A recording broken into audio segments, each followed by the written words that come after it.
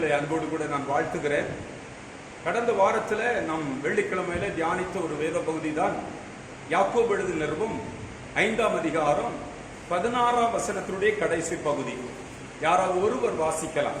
நீதிமான் செய்யும் ஊக்கமான வேண்டுதல் மிகவும் பலனுள்ளதாய் இருக்கிறது.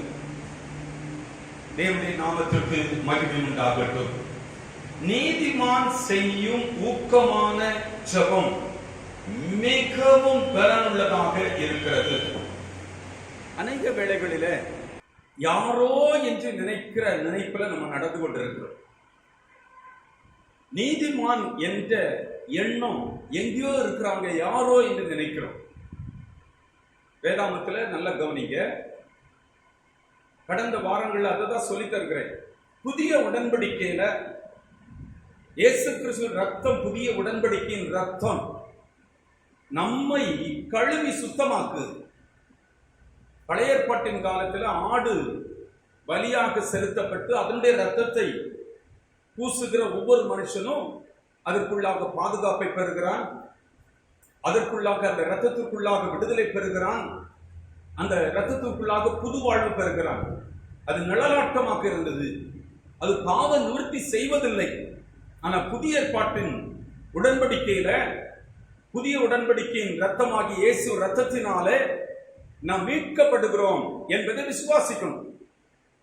அந்த மனுஷர்களுக்கும் மற்ற புற மக்களுக்கும் நமக்கு ஒரு வித்தியாசம் என்னன்னா, நான் இயேசு ரத்தத்தால் மீட்கப்பட்டவன், மீட்கப்பட்டவள் என்ற அந்த விசுவாசம் எப்போ வருகிறதோ அப்போதான் நம்ம ரட்சிக்கப்படுகிறோம். இயேசு ரத்தம் எனக்காக சிந்தப்பட்டது, பஸ்காவாகிய ஆட்டுக்குட்டியின் ரத்தம் பதிலாக எனக்கு, என்னுடைய பாவத்திற்கு பதிலாக பரிகாரம் செய்தது என்பதை நாம் விசுவாசிக்கணும். அந்த விசுவாசம் தான் நமக்குள்ளாக நமக்கு ரட்சிப்பை கொண்டு வருகிறது. ஆமென் சொல்லுவோமா? அல்லேலூயா. கர்த்தருடைய நாமத்திற்கு மகிமை உண்டாகட்டும். யோபுவின் புஸ்தகம் 15ஆம் அதிகாரம் 14வது வசனத்தை நாம் வாசிப்போம். யோபு 15ஆம் அதிகாரம் 14வது வசனம்.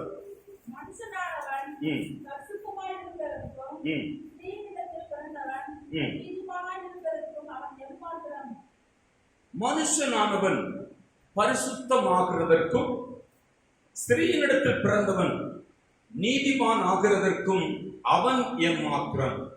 கவனிக்கிறீங்களா? மனிதன் நீதிமான் ஆக முடியுமா? அவன் எம்மாத்திரம், அவனால நீதிமான் ஆக முடியுமா என்று யோபின் புஸ்தகத்துல கேள்வி கேட்கப்படுகிறதை நாம் பார்க்கிறோம். மனுஷன் பரிசுத்தமாக முடியுமா? மனுஷனாக நீதிமான் ஆக முடியுமா என்று ஒரு கேள்வி கேட்கப்படுகிறது. இந்த கேள்வி உலகம் முழுவதுக்கும் இருக்கிற மனுஷனாக பரிசுத்தம் அடைய முடியுமா? பரிசுத்தம் ஆகிறதற்கு ஏதாவது வழி இருக்கிறதா? பாவத்திலிருந்து விடுதலை பெறுவதற்கு ஏதாவது வழி இருக்கிறதா? ஒருவனை பாவம் செய்யாமல் இருக்க வைக்கிற ஒரு தன்மைக்குள்ளாக ஒரு மனிதனை கொண்டு வர ஏதாவது மார்க்கம் இருக்கிறதா? போலீஸ் இருந்தா கட்டுப்பாடா இருப்போம், தப்பு பண்ண மாட்டோம். கணவர் எப்படி தப்பு பண்ணாம வீட்டுக்கு வரார் அப்படின்னா, வீட்டுல ஒய்ஃப் ரொம்ப கட்டுப்பாடா போலீஸா இருக்காங்க, இல்லைன்னா தப்பெல்லாம் பண்ணிட்டு தான் வருவாரு. ஒரு ஒய்ஃப் கணவருக்கு போலீஸா இருக்கிறதுனாலதான் அவரு தப்பு பண்ணாம வீட்டுக்கு வர்றாரு, இல்லைன்னா தன்னை கரைப்படுத்திட்டு தான் வருவார்.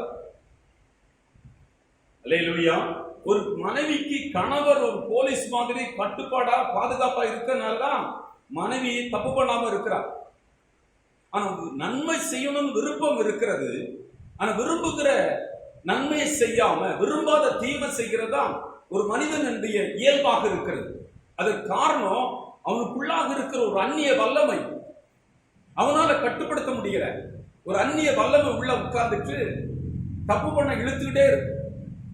பெரிய வெள்ளையமா நல்ல ஷர்ட் போட்டிருப்பான், நல்ல வஸ்திரம் தரிச்சிருப்பாங்க, நல்ல அந்தஸ்தா இருப்பாங்க, ஆனா படுபாவியாக பாவம் செய்து கொண்டிருப்பான். பெரிய படித்தவனாக இருப்பான், பெரிய படித்தவளாக இருப்பார், படுபாவியாக பாவத்தில் இருப்பாங்க. அது காரணம் என்னன்னா, அவங்க படிப்பு அவங்கள பாவத்திலிருந்து விடுதலை ஆக்குறது இல்லை.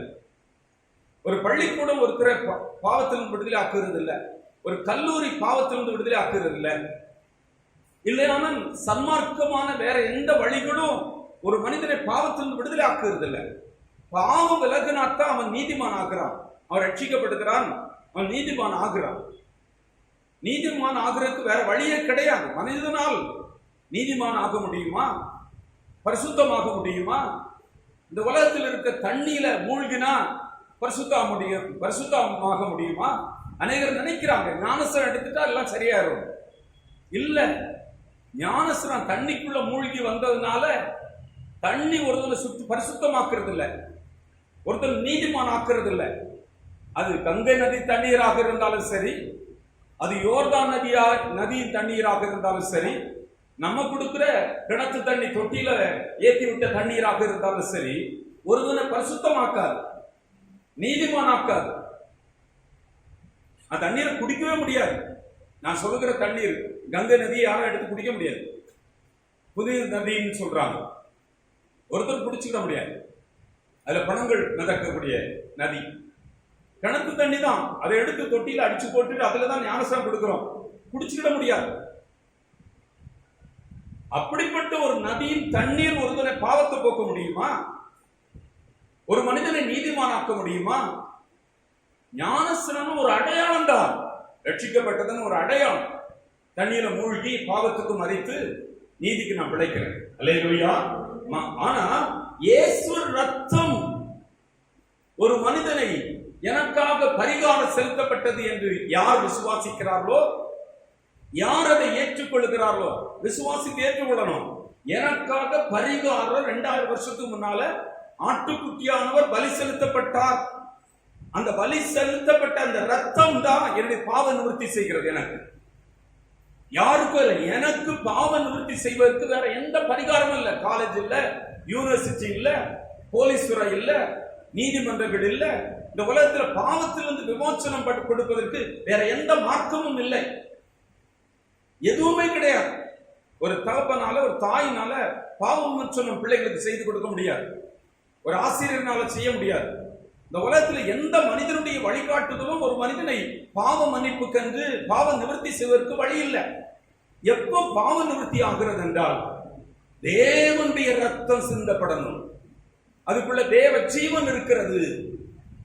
ஆட்டுக்குட்டியானவர் என்பது தேவனுடைய ரத்தம், தேவனுடைய ஜீவன் மனிதனுக்காக பலி செலுத்தப்பட்டு அந்த ரத்தம் தான் என்னுடைய பாவ மன்னிப்புக்கென்று சிந்தப்பட்டது. அந்த விலையேறப்பட்ட ரத்தம் 1 பேதுரு 1ஆம் அதிகாரம் 18-19 வசனங்களை வாசிப்போம். உங்கள் முன்னோர்களால் பாரம்பரியமாய்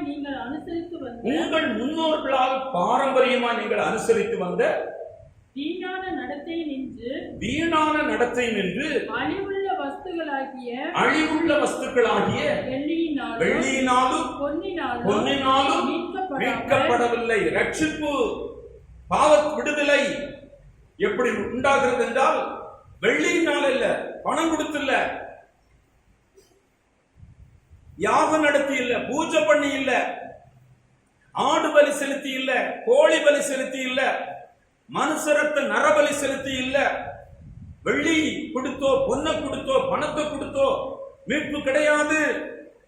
வெள்ளியினாலும் பொன்னினாலும் நீங்கள் மீட்கப்படாமல் குற்றமில்லாத மாசற்ற ரத்தமாகிய ஆட்டுக்குட்டியாகிய கிறிஸ்துவின் விலையேறப்பெற்ற ரத்தம், இயேசு ரத்தம் மட்டும்தான் இந்த உலகத்திலேயே விலையேற பெற்றது.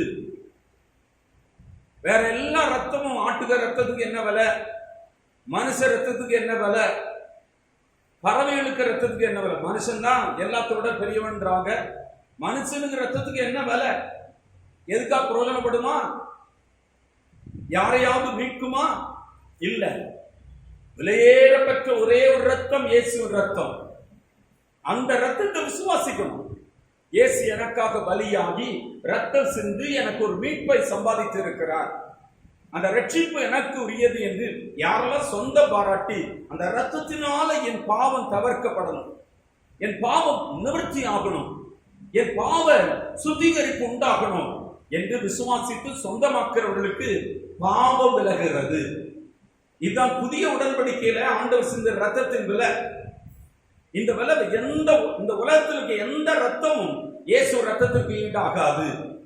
இந்த ரத்தம் விலையேற பெற்றது. தேவனுடைய கடவுளுடைய ஜீவனுள்ள ரத்தம், ஆற்றல் உள்ள ரத்தம், வல்லமுள்ள ரத்தம். இந்த ஜீவனுள்ள ரத்தம் தான் இந்த உலகத்தையே படைத்தது, அண்ட சராசரங்களை படைத்தது. அந்த ரத்தம் எனக்காக சிந்தப்பட்டிருக்கு. அவ்வளவு விலையேற பெற்ற ரத்தத்தினாலே நான் மீட்கப்பட்டேன். இயேசு எனக்கு மீட்பை சம்பாதித்தார். அந்த ரத்தத்தினால் நான் கழுவப்பட்டேன். பாவம் உணர எனக்குள்ள இருக்கிற பாவங்கள் உடைத்தெறியப்பட்டு என்னை இன்று சுத்தமாக்குகிறது என்று விசுவாசித்து சொந்தமாக்குறவர்களுக்கு பாவ விடுதலை உண்டாகிறது. அல்லேலூயா. 1 கொரிந்தியர் 5ஆம் அதிகாரம் 21வது வசனத்தை நாம் வாசிப்போம்.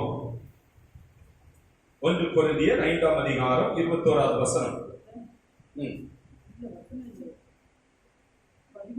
2 கொரிந்தியர் 5ஆம் அதிகாரம் 21வது வசனம். நாம் அவருக்குள் தேவனுடைய நீதியாகும்படிக்கு பாவம் அறியாத அவரை நமக்காக பாவமாக்கினார். இத கிறிஸ்துவில் அறிய வேண்டிய சத்தியம். இது மிக முக்கியம். இந்த அஸ்திபாரம் இல்லாம ஏகப்பட்ட சத்தியங்களை கேட்டு கேட்டு குழப்பிட்டு நிறைய பேர் தடுமாறிட்டு கிடக்கிறாங்க. நான் பாவியா இல்ல பரிசுத்தமானவனா, நான் விசுவாசியா பாவியா நீதிமானா என்றெல்லாம் தெரியாம இருக்கிறாங்க. இது காரணம் என்னன்னா, இது தெரியல. நான் தேவனுடைய நீதி ஆகும்படிக்கு, நான் தேவனுடைய நீதிமான் ஆகணும். தேவனால் நீதிமான் ஆகும்படிக்கு, நல்ல தேவனால் நான் நீதிமான் ஆகணும். மனுஷனால பரிசுத்தமாக முடியுமா? மனுஷனால நீதிமான் ஆக்க முடியுமா? ஒருத்தரான கூட. தேவனால் நீதிமான் ஆக்கும்படி நமக்காக பாவமில்லாத குற்றமில்லாத இயேசு கிறிஸ்து நமக்காக பலியானார். இது எப்படி நடக்கும்? அவர் பலியானார். இதை விசுவாசித்து ஏற்றுக்கொள்கிறவர்களுக்கு அந்த ரத்தம் தான் என்னை மீட்பு உண்டாக்குறது, எனக்கு பாவ நிவர்த்தி செய்கிறது என்று அறிந்து அதை விசுவாசித்து சொந்தமாக்கி என்னுடைய பாவத்தை கழுவி சுத்தமாக்குகிறது என்று விசுவாசிக்கிற போது, ஆண்டவரை கேட்டு பெற்றுக்கொள்கிற போது நான் பாவத்திலிருந்து விடுதலை பெறுகிறேன். ஆமென் சொல்லுவோமா? பாவ விடுதலை ஒன்று நடக்கிறது. அதற்கு ரட்சிப்பு என்று பெயர். பாவத்திலிருந்து நான் விடுதலை பெற்றேன் என்றால் ரட்சிக்கப்பட்டேன் என்ற அர்த்தம். இது எப்படி நடக்குன்னா, விசுவாசிக்கிற போது நடக்கு. விசுவாசம் இருந்தால் தான் அதை பெற்றுக்கொள்ள முடியும். அந்த ரட்சிப்பை ஆண்டவர் இலவசமா செய்து வைக்கிற அந்த தேவனுடைய நீதிமான் என்ற ஸ்தானத்தை எப்படி பெற முடியும்னா, விசுவாசத்தினால. இது தேவன் நமக்கு செய்த காரியம், இலவசமா செய்திருக்கிறார். ரோமருக்கு எழுதின நிருபம் 4ஆம் அதிகாரம் 25வது வசனத்தை நாம் வாசிப்போம். அவர் நம்முடைய பாவங்களுக்காக ஒப்பு கொடுக்கப்பட்டும் நாம் நீதிமான்கள் ஆக்கப்படுவதற்காக எழுப்பப்பட்டும் இருக்கிறார். அல்லேலூயா. கர்த்தருக்கு ஸ்தோத்திரம். கவனிங்க, நம்முடைய பாவங்களுக்காக அவர் ஒப்பு கொடுக்கப்பட்டார். விசுவாசிக்கணும். நம்முடைய என்ன யாருக்கோ என்னுடைய பாவங்களுக்காக அவர் ஒப்பு கொடுக்கப்பட்டார். விசுவாசிக்கணும். 2, பதிலாக ஒப்பு கொடுக்கப்பட்டார். 2, நாம் நீதிமான்கள் ஆக்கப்படுவதற்காக எழுப்பப்பட்டிருக்கிறார். நாம் நீதிமான்கள் ஆகணும். யாரோ இல்ல, நாம் நீதிமான் ஆகணும். போன வாரத்தில் இதை நம்ம பார்த்தோம். முதல்ல நீதிமான் ஆக்குனேன். எத்தனை பேர் ரட்சிக்கப்பட்டீங்க இங்க இருக்கிறதுல? நல்ல கை காட்டுங்களா பார்ப்போங்க. கர்த்தருடைய ஸ்தோத்திரம். ரட்சிக்கப்பட்டேன். அல்லேலூயா. ரட்சிக்கப்பட்டு மனம் திரும்பி ஞானஸ்நானம் பெற்றேன். இந்த மனம் திரும்பி ஞானஸ்நானம் பெற்ற பிள்ளைங்க ரட்சிக்கப்பட்டவங்க தான். கவனிக்கிறீங்க? நம்முடைய பாவங்களுக்கு ஒப்பு கொடுக்கப்பட்டும் நாம் நீதிமான்கள் ஆக்கப்படுவதற்காக ஒரு எழுப்பப்பட்டு இருக்க, உயிரோடு எழுந்த காரணமே நம்ம நீதிமான் ஆகும்படி. இதை விசுவாசிக்கணும். யார் நீதிமான்? யார் நீதிமான்? 5ஆம் அதிகாரம் 1ஆம் வசனத்தை வாசிப்போம். இவ்விதமாக நாம் விசுவாசத்தினாலே நீதிமான்கள் ஆக்கப்படுகிறபடியால். எதனால நீதிமான் ஆகிறோம்? விசுவாசம். நீங்க உங்களை நீங்க விசுவாசிக்கணும். நான் கழுவப்பட்டேன், அந்த விலையேறப்பட்ட ரத்தம் எனக்கு சிந்தப்பட்டு பாவ விமோசனம் செய்திருக்கிறது. என் ஆத்துமாவின் பாவ நிவர்த்தி உண்டாக்கப்பட்டிருக்கிறது. அந்த ரத்தம் என்னுடைய ஆத்துமாவில் நான் தெளித்து கழுவி நான் பாவம் வர சுத்திகரிக்கிறேன். நான் மனம் மாறுகிறேன், நான் மனம் திரும்புகிறேன். இனி நான் பாவி இல்லை, ரட்சிக்கப்பட்டவன், ரட்சிக்கப்பட்டவள். அது மட்டும் நம்ம விசுவாசம். நான் ரட்சிக்கப்பட்டேன் கேட்டா சொல்லுவோம், இத்தனை வருஷத்துக்கு முன்னாடி நான் ரட்சிக்கப்பட்டு ஞானஸ்நானம் எடுத்துட்டேன் அப்படி சொல்லுவோம். அது மட்டுமல்ல, இவ்விதமாக 1ஆம் வசனத்துல நாம் விசுவாசத்தினாலே நீதிமான்கள் ஆக்கப்படுகிறோம். விசுவாசிகள் முதல்ல நீங்க உங்களை நான் நீதிமான் என்று விசுவாசிக்கணும். அல்லேலூயா. இந்த விசுவாசம் உங்களுக்குள் இல்லாம இருந்தா நான் பாவியா நீதிமானான்னு முதல்ல தெரியணும் உங்களுக்கு. அல்லேலூயா. பாவி என்பது பிற மக்களை சொல்லுவோம். கர்த்தருக்குள்ள வந்து ஜெபம் பண்ணி வந்திருக்கிறோம், விசுவாசித்து வந்திருக்கிறோம், கழுவப்பட்டிருக்கிறோம், நான் சுத்திகரிக்கப்பட்டிருக்கிறேன், அவருடைய ரத்தம் எனக்கு பாவ நிவர்த்தி செய்திருக்கிறது, நான் ரட்சிக்கப்பட்டேன், நான் மனம் திரும்பி அந்த பாவி கூட்டத்திலிருந்து வெளியே வந்துட்டேன், நான் ரட்சிக்கப்பட்டுட்டேன் என்றாலே விசுவாசித்து சொல்லணும் நான் நீதிமான். அல்லேலூயா. இந்த நீதிமான் என்ற ஸ்தானத்துல வாழுகிறதுக்கு பழகணும். நீதிமான், ஒரு வீட்டுல ஒரு நீதிமான் இருந்தா அந்த முழு குடும்பம் ரட்சிக்கப்படும். அல்லேலூயா. ஒரு நீதிமான் இருந்தா அந்த ஊர் காக்கப்படும். நான் கவனிக்கிறீங்க, ஒரு தெரு இருக்கு, தெருவில் ஒரு நீதிமான் இருந்தா அந்த தெரு காக்கப்படும். சபையில இவ்வளவு பேர் நீதிமானாக இருந்தா எவ்வளவு பெரிய ஆசீர்வாதம். இந்த பட்டணத்துக்கு ஆசீர்வாதம், இந்த தேசத்துக்கு ஆசீர்வாதம். ஆமென் சொல்லுங்க. அல்லேலூயா. அப்ப நீங்க முதல்ல விசுவாசிக்கணும். நீங்க விசுவாசித்தால் தான் நீங்க நீதிமான் ஆக முடியும். யாரோ நீதிமான், நான் நீதிமான். அல்லேலூயா. எல்லாரும் சொல்லுங்க. அல்லேலூயா. மற்றவர்களெல்லாம் நீதிமான் இல்ல, நம்ம நீதிமான்கள். சொல்லுங்கடா ஆமென். அல்லேலூயா. கர்த்தருடைய பிள்ளைகள், ரட்சிக்கப்பட்டு ஞானஸ்நானம் எடுத்த பிள்ளைங்க எல்லாரும் விசுவாசத்தினால் நீதிமான் ஆகிறாங்க. இனிமேல் என்னைக்குமே பதறக்கூடாது. ஆண்டவர் விசுவாசித்து ஏற்றுக்கொண்ட நாளில் நான் யாரு? நீதிமான். நீங்க இருக்கிற வீட்டுக்கு ஒரு நீதிமான கர்த்தர் வைத்திருக்கிறார். கணவர் நீதிமானோ இல்லையோ, பிள்ளைகள் நீதிமானோ இல்லையோ, ஒரே வீட்டில் 5 பேர் இருந்தா 5 பேர் நீதிமானாக இருக்கலாம். ஒரு ஊர்ல 10 பேர் நீதிமானா இருக்கலாம். ஒரு நீதிமான அந்த ஊருக்கு வச்சிருந்தா நான் தான் அந்த ஊருக்கே பாதுகாப்பு. 10 நீதிமான்கள் நிமித்தம் அந்த பட்டணத்தையே அழிக்க மாட்டாரு. அப்ப ஊருக்கு நான் ஒருத்தர் இருந்தா போதும், அந்த ஊரை அழிக்க மாட்டாரு. ஆமென் சொல்லுகிறேன். அல்லேலூயா. கர்த்தர் தம்முடைய வார்த்தையிலே சொல்லியிருக்கார், 55 நீதிமான், 50 நீதிமான், 40, 30, 20, 10 நீதிமான் அழிக்க மாட்டேன், அழிக்க மாட்டேன். மிக முக்கியம், நீதிமான் யாரு? நம்மதான். அல்லேலூயா. பழைய ஏற்பாட்டுல யூதர்கள் என்ன சொன்னாங்கன்னா, இயேசு கிறிஸ்துவின் நாட்களில அது பிறகு பயங்கரமா போராடுறாங்க. அவங்க என்ன சொல்றாங்க அப்படின்னா, நீதிமான் ஆகணும்னா என்னெல்லாம் கடைபிடிக்கணும். கவனிக்கிறீங்களா? நீதிமான் ஆகிறதுக்கு இந்த உலகத்துல எந்த வழிகாட்டுதலும் இல்லை. பைபிள் மட்டும் தான் நமக்கு சொல்லுது. பழைய ஏற்பாடு, the old covenant, the old testament, பழைய ஏற்பாடு சொல்லுது. அது ஒரு சுருக்கமான பகுதியில் உங்களுக்கு தர விரும்புகிறேன். எசேக்கியேல் தீர்க்கதரிசியின் புத்தகம் 18ஆம் அதிகாரம் 5 முதல் 9 வசனங்களை வாசிப்போம். ஒருவன் நீதிமானாக இருக்க வேண்டும் என்றால் நியாயத்தையும் நீதியை செய்யணும்.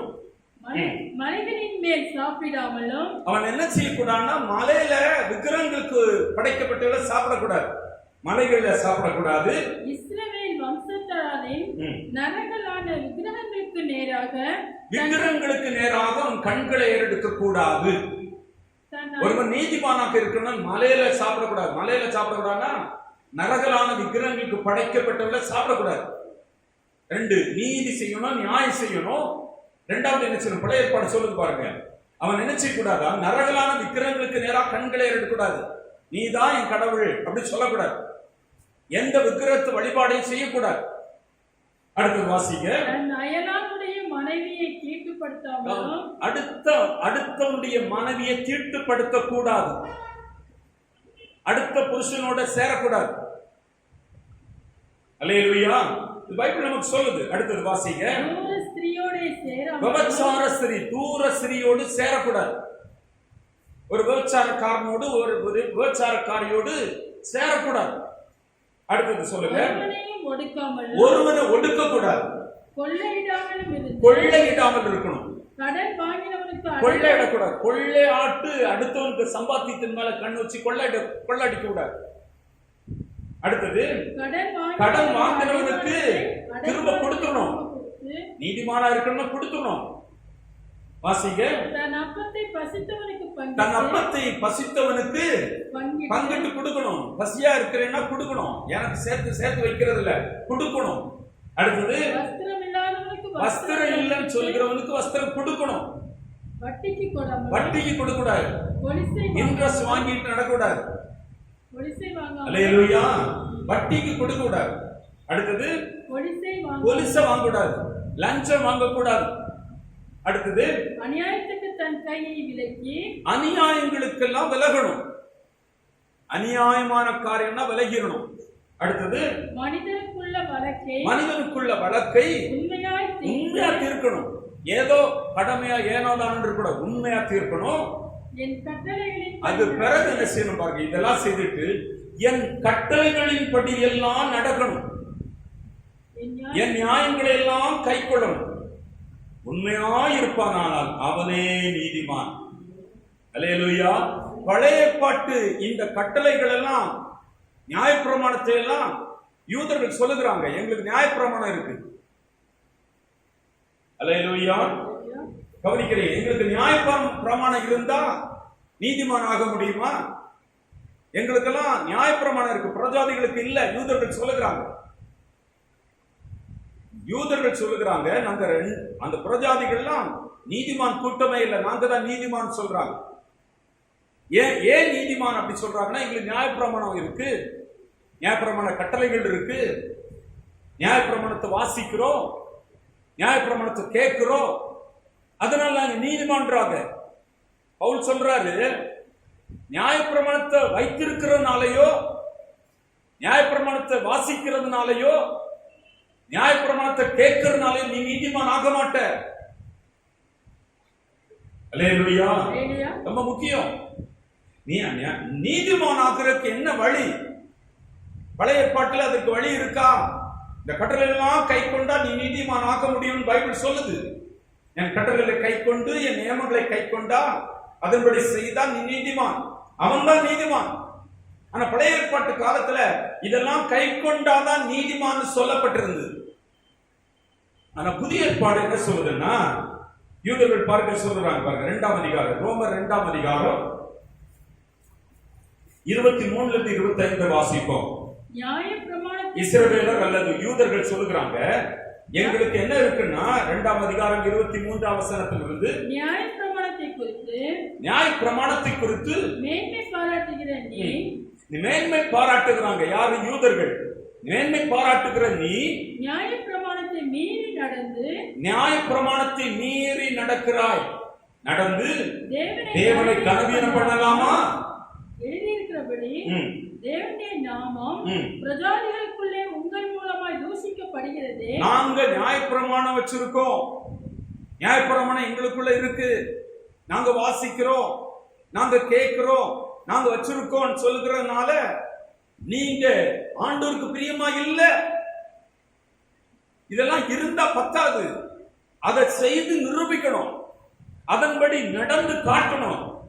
அது இல்லாதனால ஒரு ஜாதிகளும் நீங்களும் பாவிதான் என்று ஆண்டவர் சொல்லுகிறார். பவுல் எழுதுகிறார் 25ஆம் வசனத்தை பாருங்க. நீ நியாயப்பிரமாணத்தை கைக்கொண்டு நடந்தால் பிரயோஜனம் உள்ளதுதான். நீ நியாயப்பிரமாணத்தை மீறி நியாயப்பிரமாணத்தை மீறி நடந்தால் உன் விருத்த சேதனம் இல்லாமையாய் நீ விருத்த சேதனம் பண்ணி இருந்தா கூட விருத்த சேதனம் இல்லாதவனை போல இருக்கிற என்று சொல்லுகிறார். அவங்க சொல்லுகிறாங்க, எங்களுக்கு நியாயப்பிரமாண புத்தகம் இருக்கு, அவங்க எல்லாம் பாவிங்க, நாங்கெல்லாம் நீதிமான்கள்ன்றாங்க. யூதர்கள், இஸ்ரவேலர்கள், இஸ்ரவேல் அல்லாதவங்க எல்லாம் பாவிகள்ன்றாங்க. எங்களுக்கு நியாயப்பிரமாணம் இருக்கு. அடுத்து சொல்றாங்க, எங்களுக்கு விருத்த சேதனம் இருக்கு. இதெல்லாம் அவங்களுக்கு இருந்தும் அவங்க பாவிகளா இருக்காங்க. காரணம், அதன்படி யாரும் நடக்க முடியல.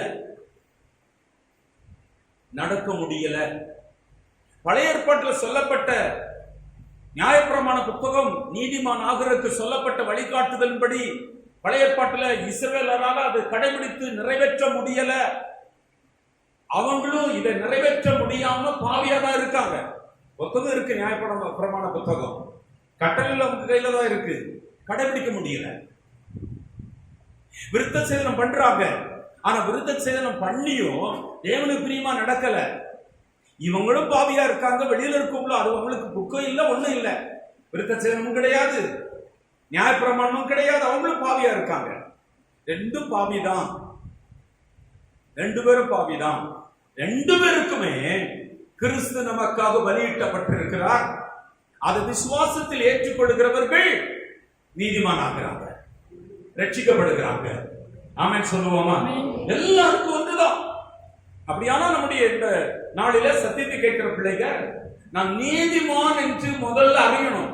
நான் பாவி, நான் குப்பை, நான் ஐயோ, நான் தூசி, நான் ஒண்ணுக்கு ஆகாது என்று அறிக்கை எடுக்கிற நெகட்டிவ் அறிக்கைகளை நம்ம விட்டு தவிர்க்கணும். நான் பாசிட்டிவா பேசணும். நான் நீதிமான். எத்தனை பேர் விசுவாசிக்கிறீங்க?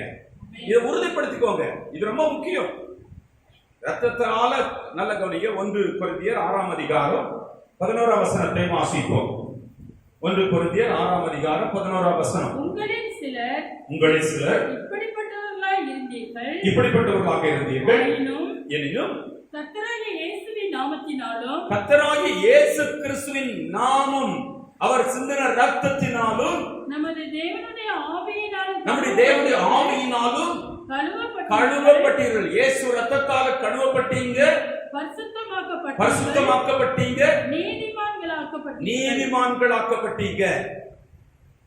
எதனால நீதிமான்களாக்கப்படுகிறீங்க சொல்லுங்க? இயேசு ரத்தத்தால் கழுவப்பட்டு அதை விசுவாசிதான் ஏற்றுக்கொள்ள முடியும். என்னை கழுவும், எனக்கு பாவ நிவர்த்தி உண்டாகணும், அது செய்திருக்கிறோம். மனம் திரும்பி ரட்சிக்கப்பட்டு ஞானஸ்நானம் எடுத்திருக்கிறோம், கழுவப்பட்டோம், பரிசுத்தமாக்கப்பட்டோம், நீதிமான்கள் ஆக்கப்பட்டிருக்கிறோம்.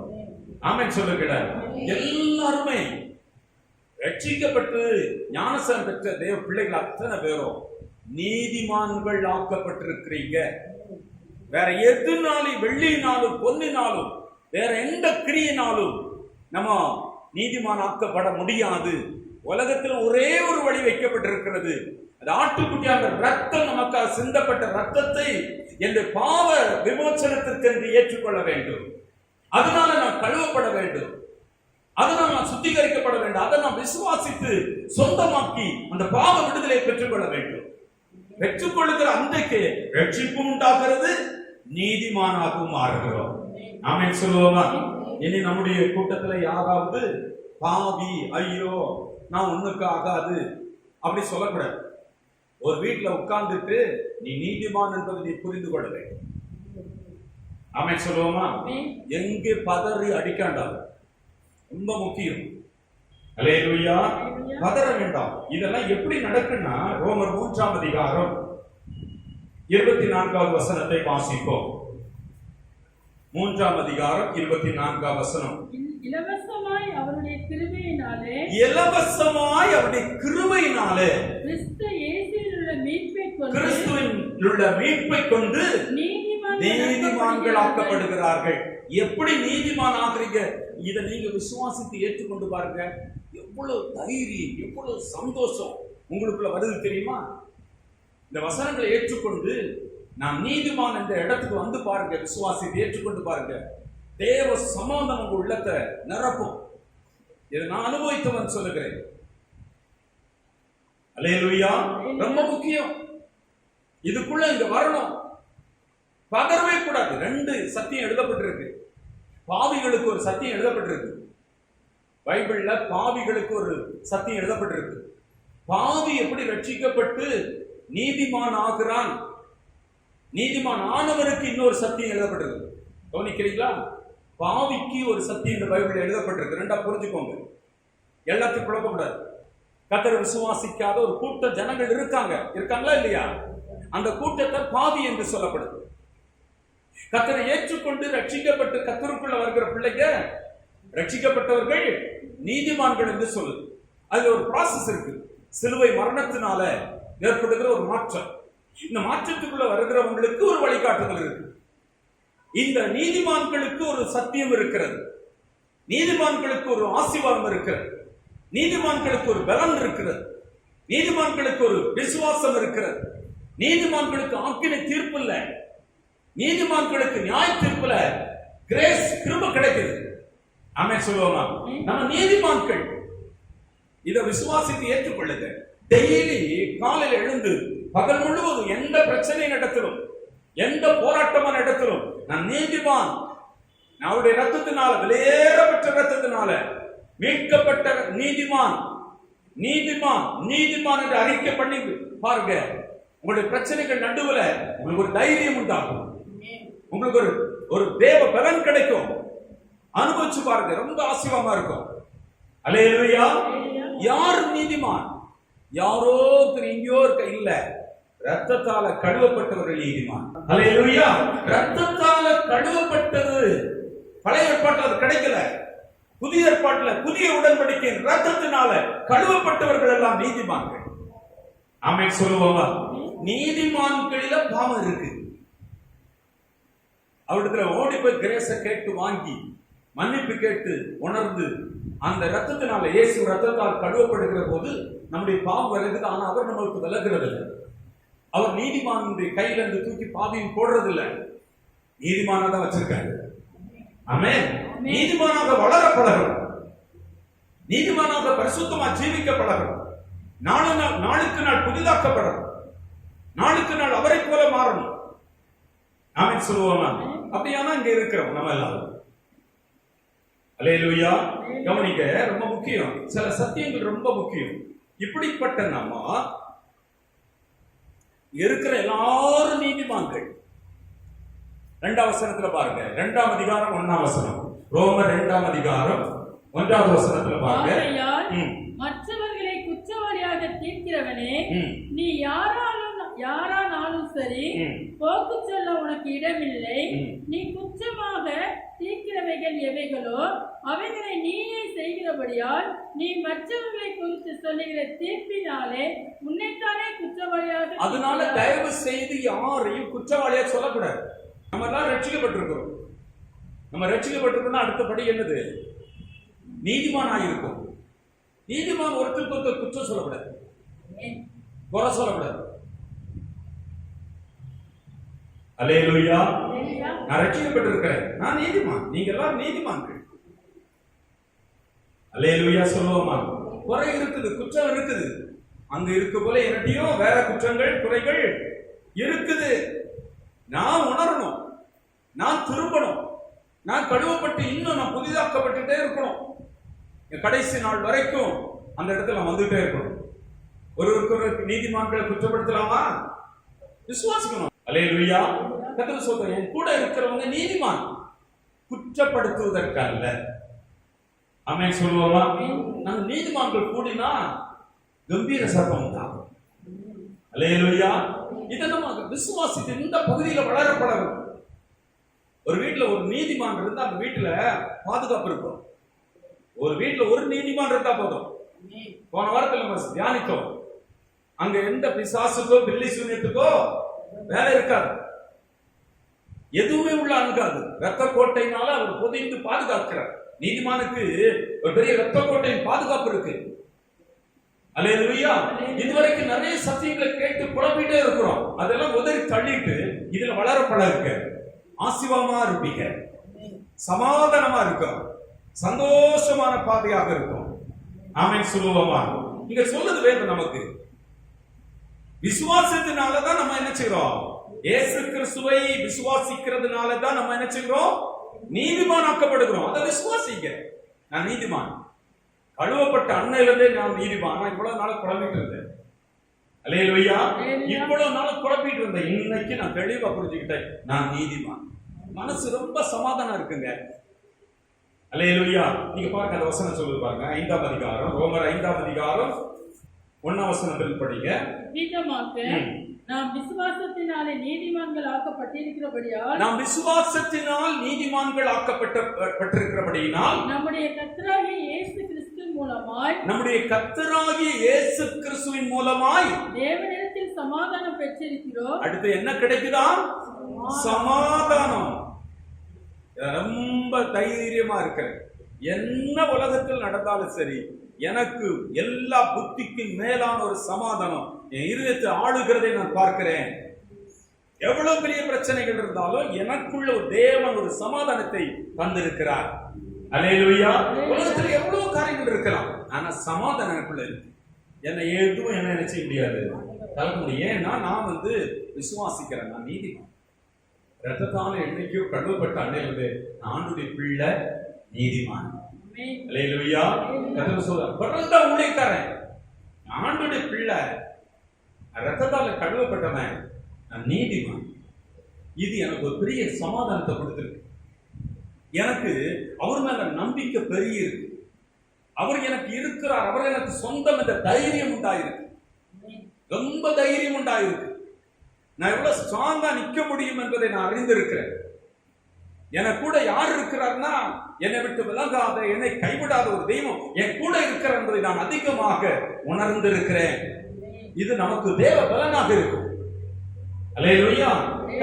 இது ரொம்ப அவசியம். இதில் நீங்க வளர பழகணும், இதை சார்ந்து கொள்ள பழகணும். ஆமென் சொல்லுவோமா? இத்தனை ஆண்டுகளா கன்ஃபியூஷனா இருந்திருப்போம். எந்த கன்ஃபியூஷனான இந்த சத்தியம் அறியாதவங்கள்ட்ட போய் நீங்க கேட்டீங்கன்னா இன்னும் பொத்துன்னு விழுந்துருவீங்க. இந்த சத்தியத்தை, பழைய சத்தியங்களை கேட்ட இடத்துல போய் அதே சத்தியத்தை திரும்ப கேட்டு ஃபார்வர்ட் பண்ணிட்டு இருந்தீங்கன்னா நீங்க விழுந்துட்டீங்கன்னு அர்த்தம். இந்த சத்தியத்துல வளரப்படாது. ஆமென் சொல்லுவோமா? தேவனுக்கு நீங்க சமாதானம் பெறுகிறீங்க. நீதிமான் நீங்க என்னைக்கு உணர ஆரம்பிச்சிட்டீங்களோ உங்களுக்கு தேவ சமாதானம் உங்களுக்கு வருது. அடுத்த வசனத்தை பாருங்க. அவர் மூலமாய் நாம் இந்த கிருபையில பிரவேசிக்கும் ஸ்லாக்கியத்தை விசுவாசத்தினாலே பெறுகிறோம். ஹலோ, எங்க பிரவேசிக்கிறோம்? கிருபையில பிரவேசிக்கிறோம். அவர் மூலமா தான் இது இலவசமா நமக்கு கொடுக்கிறார். ஆமென் சொல்லுவோமா? இந்த கிருபையில பிரவேசிக்கிற ஸ்லாக்கியம் நம்ம எங்க வந்துடுறோம் பாருங்க. ரட்சிக்கப்பட்டு நீதிமான் ஆக்கப்பட்டா எங்க வந்துடுறோமா? எபிரேயருக்கு எழுதின நிருபம் வாசிப்போம். எபிரேயருக்கு எழுதின நிருபம் நம்ம எவ்வளவு ஸ்லாக்கியம் பெற்றிருக்கிறோம் என்று வேத சொல்லுகிற பாருங்க. 12ஆம் அதிகாரம். ரட்சிக்கப்பட்டவங்க நீதிமான் என்று விசுவாசித்து தன்னை நீதிமானாக கருதுகிற பிள்ளைங்க. அதுக்கு நல்ல கவனிங்க. நீதிமான் சொன்னோன்னே நான் அப்படி இருக்காங்கல்ல, நான் நீதிமான். நீதிமானுக்கு நிறைய குவாலிட்டிஸ் இருக்கு. அதை கை கொண்ட தாழ்மையோட, எளிமையோட, பொறுமையோட, சாந்தத்தோட நடக்கணும். நான் நீதிமான் அங்க பெருமை பாராட்டுறதுக்கு இல்லை. நீங்க நீதிமானுக்கு எங்க வந்து சேர்றோமா? இங்க நம்ம 2ஆம் வசனத்தை, அவர் மூலமாய் நாம் இந்த கிருபையில் பிரவேசிக்கிற ஸ்லாக்கியத்தை பெறுகிறோம். எந்த ஸ்லாக்கியம்? 22ஆம் வசனம். எபிரேயர் 12ஆம் அதிகாரம் 22வது வசனம். நீங்களோ சீயோன் மலையிடத்திற்கு ஜீவனுள்ள தேவனுடைய நகரமாகிய பரம எருசலேமிடத்திற்கோ. நான் கவனிங்க, ஒரு பெரிய பட்டியல் சொல்லப்படுது. எங்க வந்து சேர்கிற ஸ்லாக்கியம் பெறோம்னா, கீழே நம்ம கடைசி 24ஆம் வசனத்தினுடைய கடைசி பகுதியில் இது சொல்லப்பட்டது. இரத்தத்தினத்திற்கும் வந்து சேர்ந்தீர்கள். எங்க வந்து சேர்றோம்னா, நீதிமானாகிய பிள்ளைங்க, ரட்சிக்கப்பட்ட பிள்ளைங்க எங்க வந்து சேர்றோம் என்பதை பார்த்துக்கோங்க. நமக்கு எங்க நம்ம இப்போ ஸ்லாக்கியம் பெறுறோம், எதெல்லாம் நமக்கு ஸ்லாக்கியம் ஆயிருக்கு, நமக்கு எதெல்லாம் உறுதி பண்ணப்பட்டிருக்கு. நீதிமானவங்களுக்கு இன்னைக்கு எழுதப்பட்டிருக்கு, பிரமாணமா எழுதப்பட்டிருக்கு நமக்குன்னு. நீதிமான் ஆக்கப்பட்டவங்க, ரட்சிக்கப்பட்ட நீதிமான் ஆனவங்களுக்கெல்லாம் இது ஸ்லாக்கியம். இது பாக்கியம். எது பாக்கியம்? நீங்களோ ரட்சிக்கப்பட்ட பிள்ளைகள், நீதிமான்கள் ஆக்கப்பட்ட பிள்ளைகள், சீயோன் மலையினிடத்திற்கு வந்திருக்கிறீங்க. சீயோன் மலை தேவன் வாசம் பண்ணுகிற ஸ்தலம்.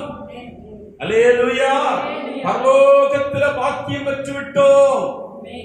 நல்லா கவனிக்கிறீங்க. அவரிடத்துல வந்து சேர்க்கிற சாக்கியம் எதை கொடுக்குன்னா, பரலோகத்துல ஜீவனுள்ள தேவனுடைய சமூகமாகிய சீயோன் மலைக்கு வந்துடுறோம். மூன்றாம் வானத்தில் இருக்கிற தேவனுடைய சமூகத்திற்கு நாம் பங்காளி ஆகி விடுகிறோம். அல்லேலூயா. இரண்டாவதாக, நீங்களோ சீயோன் மலையினிடத்திற்கும் ஜீவனுள்ள தேவனுடைய நகரமாகிய பரம எருசலேம். எங்க நம்ம டிக்கெட் வாங்கிட்டோம், எலிஜிபிள் ஆயிட்டோம், பரம எருசலேமுக்கு எலிஜிபிள் ஆயிட்டோம்.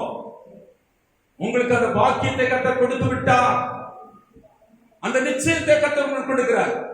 அந்த சாக்கியம் உங்களுக்கு கொடுக்கப்பட்டாயிற்று. பரலோகத்துக்கு போவனா போக மாட்டேனா? சொல்லுங்க, போவீங்களா போக மாட்டீங்களா? உறுதியாக நம்புங்க. அந்த சாக்கியம் எப்படி கிடைக்குது? இயேசு ரத்தத்தினால, அது விசுவாசித்து சொந்தமாக்குறதுனால. அல்லேலூயா. வெளியேறப்பட்ட ரத்தம் சிந்தப்பட்ட அந்த ரத்தத்தை விசுவாசித்து ஏற்றுக்கொள்கிற பிள்ளைகள் ரட்சிக்கப்படுகிறாங்க. அவங்க தான் என்ன செய்யறாங்க? நீதிமானாகிறாங்க. அவர்கள் சீயோன் மலையினிடத்திற்கும் ஜீவனுள்ள தேவனுடைய நகரமாகிய பரம எருசலேமிடத்திற்கும் 1000-10,000 தேவ தூதரிடத்துல நம்ம யாரோட இணைக்கப்பட்டுட்டோம்? பரலோகத்தோடு இணைக்கப்பட்டு விட்டோம். பரம சேனை திரளோடு கூட நாம் இணைக்கப்பட்டிருக்கிறோம். என்னைக்கு ரட்சிக்கப்பட்டோமோ, என்னைக்கு நாம் விசுவாசி, என்னைக்கு நான் ரட்சிக்கப்பட்டேன், என்னைக்கு நான் நீதிமான் விசுவாசித்தனோ அன்று முதல் பரம சேனை திரளாகிய தூதர்களோடு கூட இணைக்கப்பட்டிருக்கிறோம். ஆமென் சொல்லுவோமா? அல்லேலூயா. கர்த்தர் எவ்வளவு கன்ஃபர்மேஷன் கொடுக்கிறார் பாருங்க. ரட்சிக்கப்பட்ட பிள்ளைகளுக்கு எதெல்லாம் சாக்கியம் என்று சொல்கிறார், எவைகள்ல நீங்க பங்காளி ஆகிட்டீங்கன்னு சொல்கிறார் பாருங்க. நான் எங்க இணைக்கப்பட்டிருக்கிறேன்னா, எனக்கு கோடி தூதர்கள், கவனிங்க, 1000-10,000 தேவ தூதர்கள் என்னை சூழ்ந்திருக்கிற அந்த இடத்துக்கு நான் சாக்கியம் ஆயிட்டேன். நான் அந்த இடத்துக்கு பாக்கியம் பெற்றுட்டேன். நான் சாக்கியம் பெற்றுட்டேன். என்னைக்கு ரட்சிக்கப்பட்டு நான் பெற்றேனோ அன்றிலிருந்து நான் யாராக மாறிவிட்டேன்? தேவனுடைய பிள்ளைகளோடு கூட உள்ள சாக்கியத்தை நான் பெற்றுவிட்டேன். 23ஆம் வசனம், பரலோகத்தில் பேர் எழுதியிருக்கிற முதற் பேரானவர்களே சர்வ சங்கமாகிய சபை, பரலோக சபை சங்கத்திலே நான் நினைச்சிருக்கேன். அங்க பேர் எழுதப்பட்டிருக்க முதற் பேரானவர்கள், the first born, முதற் பேரானவர்களோடு கூட நானும் பங்கு பெற்றிருக்கிறேன். சகல பரிசுத்தவான்களுடைய பெயர்களோடு கூட என்னுடைய பெயர் எழுதப்பட்டிருக்கிறது. ஹalleluya. இந்த பூமியில ரட்சிக்கப்பட்ட நாளிலிருந்து எழுதி இருக்கிறார்.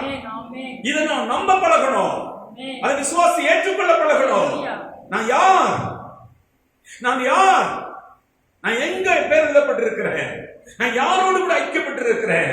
நான் எங்கு யாரோடு வாசம் பண்ண இந்த உலகத்தில் நான் வாழ்ந்து கொண்டிருக்கிறேன்? அல்லேலூயா.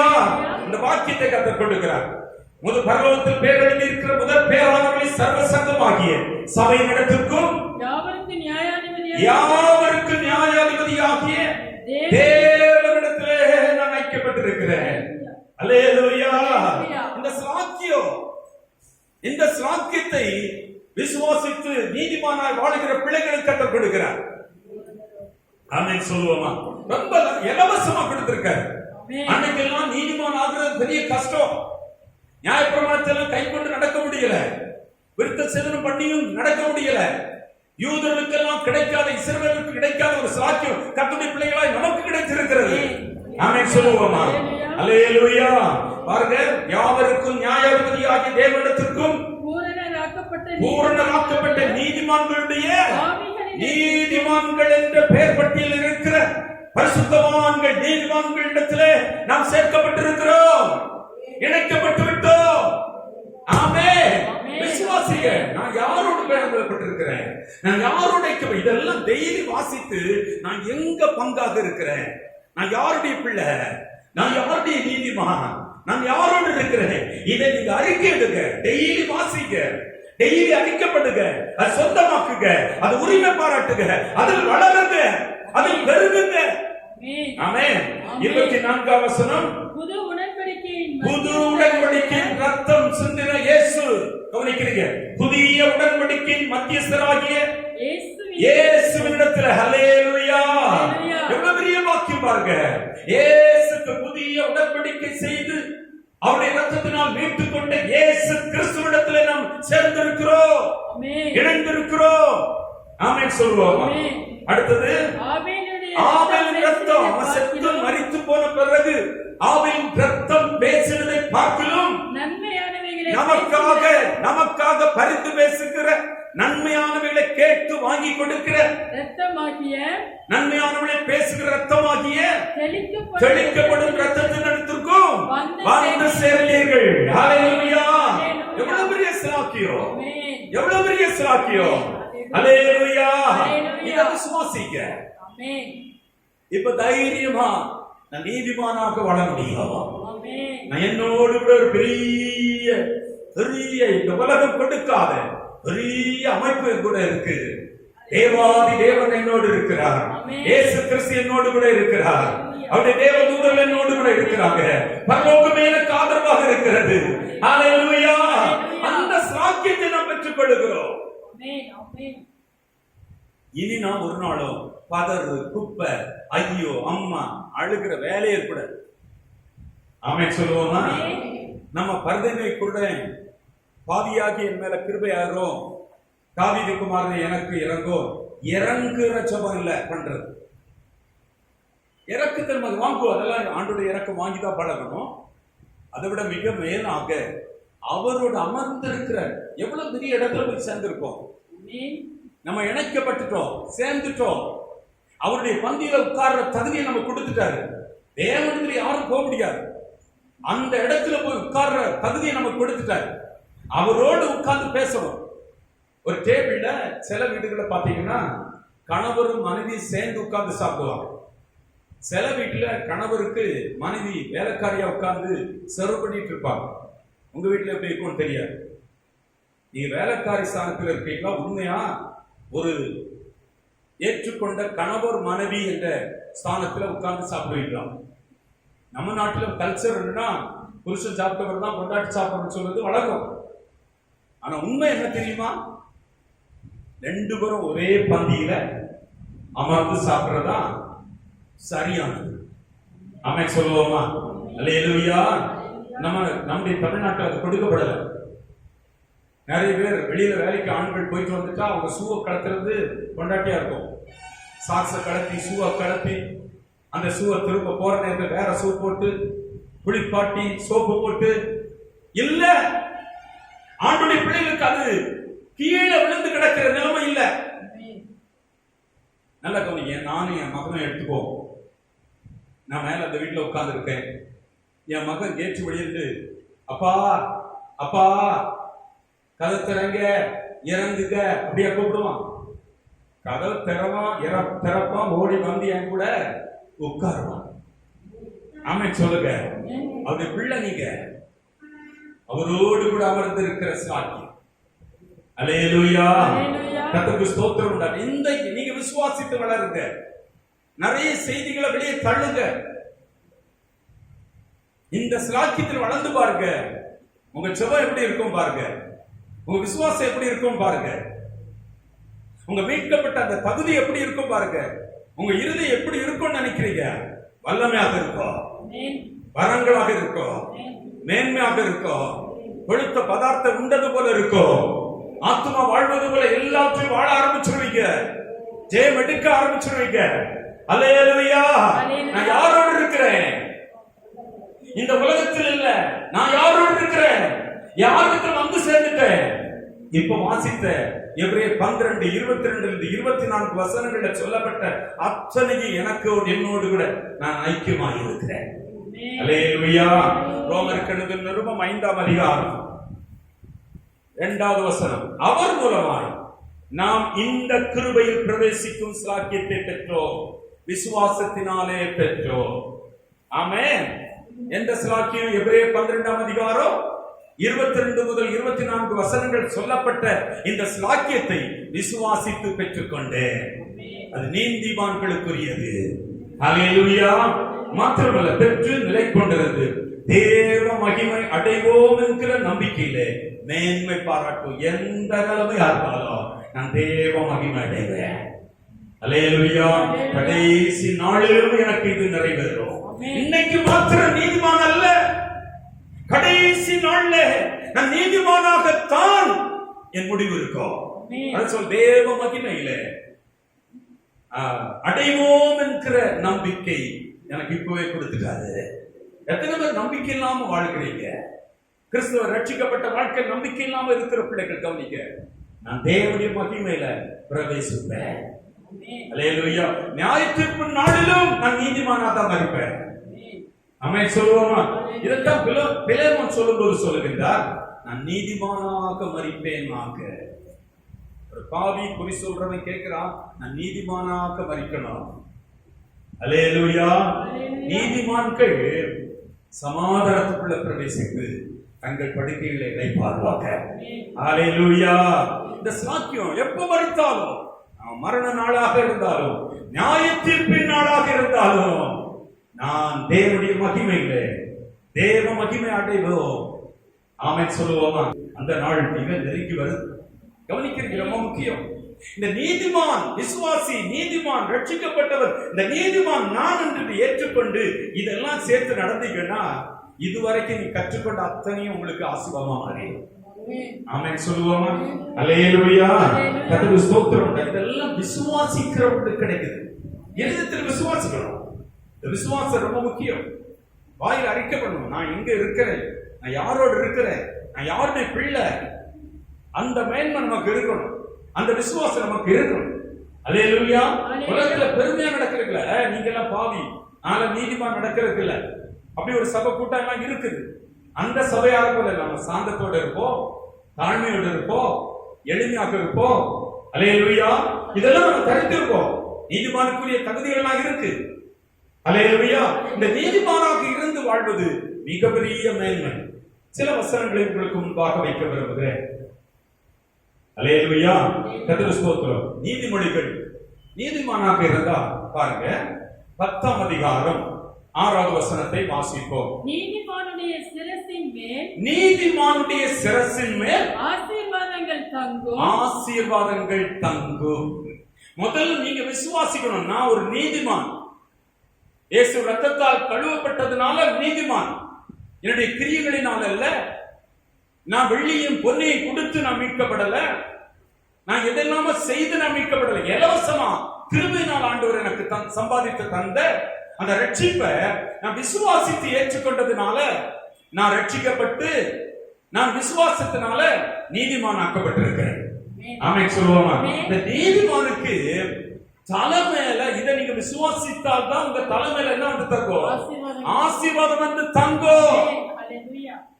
அல்லேலூயா. இத விசுவாசிக்காம இருந்தா உங்க தலைமையில இந்த ஆசீர்வாதம் வந்து தங்காது. ஆசீர்வாதம் நான் பாவி, கேடு கட்டவன், ஒண்ணுக்கு ஆகாது, ஐயோ என் மேல சாப போக மாட்டேங்குது, அது போக மாட்டேங்குது, அழுதுகிட்டு புலம்பிட்டு இருக்கவங்களுக்கு மேல இல்ல, நீதிமான் என்று விசுவாசிக்கிற பிள்ளைகளுடைய தலை மேல தேவனுடைய ஆசீர்வாதம் வந்து தங்குகிறது. அல்லேலூயா. நீதிமொழிகள் 11ஆம் அதிகாரம் 28வது வசனத்தை வாசிப்போம். ஐஸ்வரியத்தை நம்புகிறவன் விழுவான், நீதிமான்களோ துளிரை போல தலைப்பார்கள். துளிர போல தலைப்பாங்க. அல்லேலூயா. முதல்ல உங்களை விசுவாசிக்க, நான் நீதிமான். உங்க வழிகள் எல்லாம் நீதிமானுக்குரிய வழிகள். நீங்க செபிக்கிற, நீங்க விசுவாசிக்கிற, நீங்க நடக்கிற எல்லாமே நீதிமானுக்குரிய காரியங்களை சிந்திக்க. நீதிமான் என்று அறிக்கை எடுங்க. ரட்சிக்கப்பட்ட அத்தனை பேர் நீதிமான்கள். அல்லேலூயா. அவங்க தான் துளிர போல தலைப்பாங்க. விசுவாசிக்க, என் தலை மேல கர்த்தருடைய ஆசீர்வாதம் வந்து தங்குது. அல்லேலூயா. நீதிமான் சிரசின் மேல் ஆசீர்வாதம் என் மேல, நான் தங்குற வீட்டின் மேல, என் ஊழியத்தின் மேல. அல்லேலூயா. எங்களுடைய செவ்வாய்க்கு துளிரை போல தழைக்கும். நானும் என் குடும்பமும் துளிரை போல தழைப்போம். அல்லேலூயா. ரோமர் 1ஆம் அதிகாரம் 17வது வசனம். ரோமர் 1ஆம் அதிகாரம் 17வது வசனம். விசுவாசத்தினாலே நீதிமான் பிழைப்பான். கவனிக்கிறீங்களா? நீதிமானுடைய விசுவாசம் பிழைப்பை கொடுக்கும். உங்களுக்கு பிழைப்பு எப்படி வருதுன்னா, அழுது புரண்டு உருண்டு காலில் விழுந்து கெஞ்சி நீங்க கேட்க வேண்டிய அவசியம் இல்லை. நீதிமானுக்கு பிழைப்பு தானா வந்துடும். அல்லேலூயா. விசுவாசத்தினால பிழைப்பீங்க. விசுவாசத்தினால உங்க பிழைப்பு வந்துடும். நீங்க உழைச்சி கொண்டு வரதை விட, நீங்க சம்பாதித்து நீங்க சுதந்திரமாக்குறதை விட, விசுவாசத்தினால நீங்க அதிகமாக சுதந்திரிப்பீங்க. அல்லேலூயா. உங்க பிழைப்புக்குரிய அத்தனை இந்த உலகத்து வாழ்வதற்குரிய வேலை, தொழில், வருமானம், வீட்டில் உள்ள சமாதானம், ரட்சிப்பு எல்லாவற்றையும் விசுவாசத்தினால பெற்றுக் கொள்வீங்க. நீதிமான் பெற்றுக் கொள்வான். அல்லேலூயா. விசுவாசிக்க. கவனிக்கிறீங்க? நீங்க விசுவாசித்து ஊழியம் செய்கிற எல்கையில உங்க தலை மேல வருகிற ஆசீர்வாதம் நீங்க ஊழியம் செய்கிற எல்கையில வரும். ஆமென். வீடுகள்ல வரும் அந்த தலை மேல அந்த ஆசீர்வாதம். நீங்க ஊழியம் செய்யற இடத்துல துளிர போல தலைப்பாங்க. விசுவாசிக்க. நான் நீதிமான். ஆமென். அந்த வீடு நடக்கும். அந்த வீடு ஆசீர்வதிக்கப்படும், மாறும். அல்லேலூயா. கர்த்தருக்கு ஸ்தோத்திரம் உண்டாகட்டும். வாசிப்போம். நீதிமொழிகள் 28ஆம் அதிகாரம் 1வது வசனத்தை வாசிப்போம். ஒருவனும் தொடராதிருந்தும் துன்மார்க்கர் ஓடி போகிறார்கள். நீதிமான்களோ சிங்கத்தைப் போல தைரியமாய். நீதிமான்களுக்கு என்ன இருக்குன்னா, எதை கண்டு பயம் இருக்க தைரியமா இருப்பாங்க. என்ன தைரியமா? சிங்கத்தை போல தைரியமா இருப்பாங்க. சுத்தி 1000 சமூகம் நடக்கட்டும், நீதிமான் எனக்கு விரோதமா 1000 பேர் வலது பக்கத்தில் விழுந்தாலும் இடது பக்கத்தில் விழுந்தாலும், யார் பேசினாலும் பேசாவிட்டாலும், என்ன தைரியமா இருக்கிற எனக்கு ஒரு நம்பிக்கை, எனக்கு ஒரு விசுவாசம் கர்த்தர் மேல் இருக்கிறது. என்னை நீதிமான் ஆக்கினவரை நான் பற்றி இருக்கிறேன். அல்லேலூயா. நான் ஆண்டவரை பிடிச்சு நிக்கிறதால எனக்கு ஒரு தைரியம் இருக்கிறது. சிங்கத்தை விட அதிகமான தைரியம். நான் மேற்கொள்வேன், நான் ஜெயிப்பேன். அல்லேலூயா. நான் சுதந்திரிப்பேன், நான் மேற்கொள்வேன், நான் ஜெயமட்டுப்பேன். எது வந்தாலும் நான் ஜெயமட்டுப்பேன். ஆமென். கர்த்தருக்கு ஸ்தோத்திரம் உண்டாகட்டும். நீதிமொழிகள் 15ஆம் அதிகாரம் 29வது வசனத்தை நாம் வாசிப்போம். கர்த்தர் தூரமாய் இருக்கிறார், நீதிமான்களின் ஜெபத்தையோ கேட்கிறார். அல்லேலூயா. போன வாரத்தில் இதை நம்ம தியானம் பண்ணினோம். நீதிமானின் ஜெபம், ஊக்கமான ஜெபம் மிகவும் பலனுள்ளதாக இருக்கும். நான் ஜெபிக்கிற ஜெபம் கேட்கப்படும் என்ற விசுவாசம் உங்களுக்கு இருக்கணும். நீங்க ஜெபத்திலே வேலை கேட்டுக்கொள்கிறது பெற்றுக்கொள்ளும் என்று விசுவாசிக்கணும். நீதிமானின் ஜெபம் கேட்கப்படும். நம்புங்க. நான் நீதிமான், நான் ஜெபிக்கிற கர்த்தர் நிச்சயமா தருவார். அல்லேலூயா. அல்லேலூயா. போன வாரத்தில் தியானித்து ஒரு பகுதியை தியானிச்சோம். அதுக்கு இந்த வசனம் சொல்லுது, நீதிமானின் ஜெபம் கேட்கப்படும். நீதிமானின் ஜெபம் அதிக பலம் உள்ளது. ஊக்கமான ஜெபம் மழையை நிறுத்தும், வானத்தை திறக்கும். ஆமென் சொல்லுவோமா? நீதிமொழிகள் 3ஆம் அதிகாரம் 33வது வசனத்தை வாசிப்போம். துன்மார்க்கருடைய வீட்டில் கர்த்தரின் சாபம் இருக்கிறது, நீதிமான்களுடைய வாசஸ்தலத்தையோ அவர் ஆசீர்வதிக்கிறார். அல்லேலூயா. இன்னையிலிருந்து நீங்க விசுவாசிங்க, என் வீடு ஆசீர்வதிக்கப்பட்ட வீடு. நான் இருக்கிற நீதிமான், நான் இருக்கிற வீடு ஆசீர்வதிக்கப்பட்ட வீடு. இந்த வீட்டுல எந்த போராட்டம் இருக்காது, சாபம் இருக்காது, அந்த வீட்டுல சமாதானக்கேடு இருக்காது, அந்த வீட்டுல வியாதி இருக்காது, எல்லாமே விலகும். நீ விசுவாசம் சொல்லி பாரு. நீதிமானின் வாசஸ்தலம் ஆசீர்வதிக்கப்பட்டிருக்கும். அல்லேலூயா. அந்த வீட்டுல பொருளாதாரம் வந்துட்டே இருக்கும். நீங்க விசுவாசிக்கணும். முதல்ல என் வீடு நீதிமான், நான் இருக்கிற வீடு நீதிமானின் வீடு. இந்த வீடு என்ன செய்யுமா? வாசஸ்தலம், நான் வாழுகிற வீடு ஆசீர்வதிக்கப்பட்டிருக்கும். அது ஆசீர்வதிக்கப்பட்டது நீதிமான் வீடு. ஆமென். அல்லேலூயா. அதுக்கு இன்னொரு வசனத்தை சொல்லுங்க, வாசிங்க. நீதிமொழிகள் 15ஆம் அதிகாரம் 6வது வசனத்தை நாம் வாசிப்போம். நீதிமானின் வீட்டில் அதிக பொக்கிஷம் உண்டு. பொக்கிஷம் உண்டு. வந்துட்டே இருக்கும், குறையாது. அல்லேலூயா. பலுகி பெருகி நிரம்பும். நீதிமானின் வீட்டுல அதிகமான பொக்கிஷம் இருக்கும். உங்க வீட்டை இப்படி ஆசீர்வதிக்க. உங்க வீட்டு மேல இது இருக்கிறதாக நம்புங்க. நான் அந்த வீட்டில் இருக்கிறேன், நான் நீதிமான். என் வீடு ஆசி வைக்கப்பட்டிருக்கோம், நிரம்பின பொக்கிஷம் இருக்கும், பொருளாதாரம் இருக்கும், மேன்மை இருக்கும், தரித்திரம் எல்லாம் ஓடுகிற இடம் தான் இந்த நீதிமானின் வீடு. ஹalleluya. கடைசியாக சங்கீதங்களின் புத்தகம் 118 சங்கீதம் 15வது வசனத்தை நாம் வாசிப்போம். சங்கீதம் 118:15. நீதிமான்களுடைய கூடாரங்களில் ரட்சிப்பின் கம்பீர சத்தம் உண்டு. அப்படின்னா என்ன அர்த்தம்? நீதிமான் வாழ்கிற உங்க வீட்டுல சந்தோஷமான பாட்டுகள், துதிகள், ஸ்தோத்திரங்கள், ஆண்டவருக்கு மகிமை உண்டாகிற ஒரு வீடாக இருக்கும். ஹalleluya. நீதிமானின் குடும்பங்களில, வீடுகளில ரட்சிப்பின் சந்தோஷ பாடல்கள் எழும்போம். நீதிமொழிகள் 29ஆம் அதிகாரம் 6வது வசனத்தை நாம் வாசிப்போம். துஷ்டனுடைய திரோகத்திலே கண்ணி இருக்கிறது, நீதிமானோ பாடி மகிழுகிறான். நீதிமான் பாடி மகிழுவான். பாட்டு பாடுகிற இடத்துல அவரை பாடாம இருப்பேனோ? அல்லேலூயா. உம்மை பாடாமல் யாரை நான் பாடுவப்பா? என்னை ரட்சிப்பு, என்னை ரட்சித்து இலவசமா அந்த நீ நியாயப்பிரமாணத்தை கடைபிடித்தவர்களுக்கெல்லாம் நீதிமான் ஆக முடியல. ஆனா என்னை இந்த ரத்தத்தினால மீட்டெடுத்த அந்த ரட்சிப்பை நான் எப்படி பாடாம வேற யாரப்பா பாடுவேன்? என்ன நீதிமான் ஆக்கிற உண்மை நான் பாடாமல் யாரை நான் பாடுவேன்? நீதிமானின் வாசஸ்தலத்துல பாடும் சத்தம் கேட்கும். நீதிமானோ பாடி மகிழுகிறான். அப்பா உம்மை துதிக்கிறேன், அப்பா உன் அன்பே உம்மை துதிக்கிறேன். அல்லேலூயா, அல்லேலூயா. நீதிமான் நான் என்று விசுவாசிக்கிறேன், நீதிமான் நான் என்று விசுவாசிக்கிறேன். இந்த ஆசீர்வாதங்கள் எல்லாம் உங்க வீட்டுல வரும். ஒரு நாளும் நல்ல கவனிக்கிறீங்க, நான் ஜெபம்னா நீதிமான் ஜெபம் எனக்கு கேட்கப்படும். என் வீட்டுல ஆசீர்வாதம் எனக்கு தங்கும். இன்னொருத்தர் எனக்கு ஜெபம் பண்ண வேண்டிய அவசியம் இல்ல.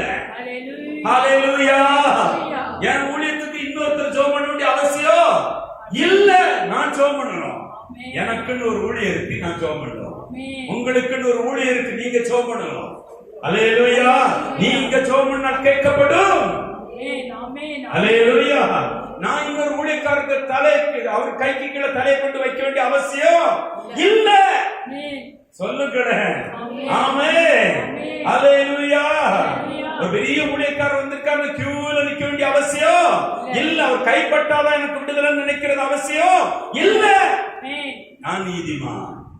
ஆமென் சொல்லுவோமா?